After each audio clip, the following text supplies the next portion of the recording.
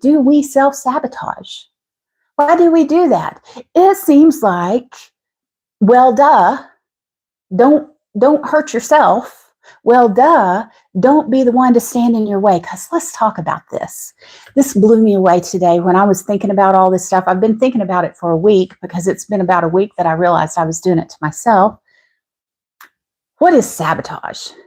When we think about sabotage, we think about, or I think about, something really important, and somebody is just intent on that important thing. It's not going to happen. Oh, Lord, I just about to turn my water over on my computer. So somebody is really intent on that. I'm not going to let this happen. I'm going to sabotage it. You think about the government and people being sabotaged and all this stuff. And you think about the ex-wife that wants to destroy her husband and she sabotages everything that he does, or vice versa. Those kind of things. Are you that kind of person? Would you purposely, totally sabotage somebody else's life? Are you that girl? Are you that man? Or that woman, that boy? Are you the one that would destroy somebody else? Are you the, let's go back, I'm going to date myself here. Y'all remember in the Olympics when blonde girl, Tanya, she had a last name, I don't remember. She was in the Olympics. And Nancy Kerrigan, is that her name? Somebody correct me in the in the comments. Anyway, and there was the whole hire somebody to like hack her, to injure her, Nancy Kerrigan, so she couldn't compete against you. Like, are you that person that you would do that? If you are, my channel's not the right one for you. You need a therapist. But I'm guessing that you're not that person to other people, but you're doing it to yourself. Why? Why are you doing it to yourself? Here's some things that I believe, and, research, for whatever that's worth, counselors that have dealt with this kind of stuff for a long time talk about, but most of these I just pulled out of exactly why I do it. Fear of rejection. We self-sabotage because we don't want to be rejected for being different.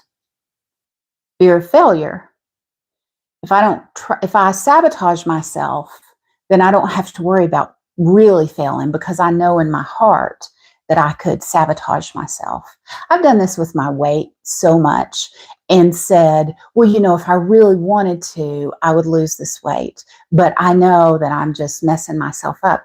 And it's a weird way of being sure of your outcome, because you're not sure of the outcome out there. Because, I hope that once I've dealt with all of my emotional eating, that I will lose a lot more weight than what I've lost so far.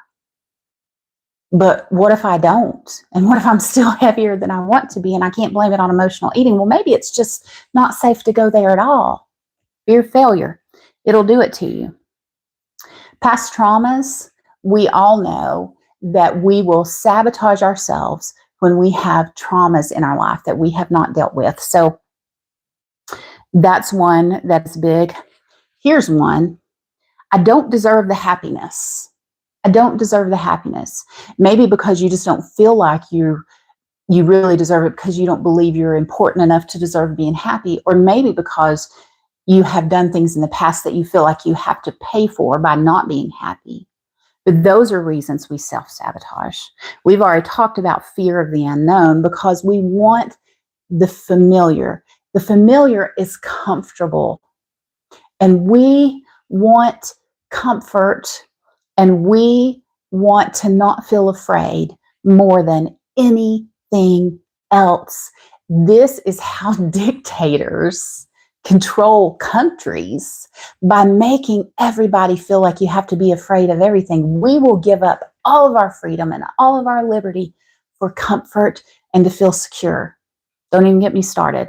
But that's exactly what happens in our lives personally, and that's exactly what's happening on just a broad spectrum right now.